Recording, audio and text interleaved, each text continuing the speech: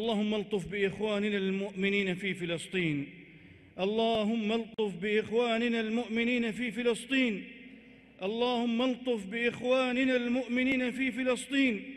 اللهم ارحم ضعفهم.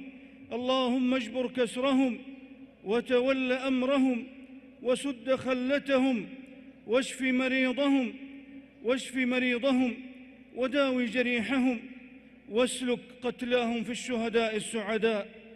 اللهم إنك قلت في كتابك المبين وأنت أصدق القائلين: إن الله يدافع عن الذين آمنوا. اللهم فادفع عنهم الشرور والبلايا. اللهم فادفع عنهم الشرور والبلايا وارفع عنهم الكروب والرزايا. لا رب غيرك فيرتجى، لا رب غيرك فيرتجى، ولا إله سواك فيدعى، وأنت نعم المولى ونعم النصير.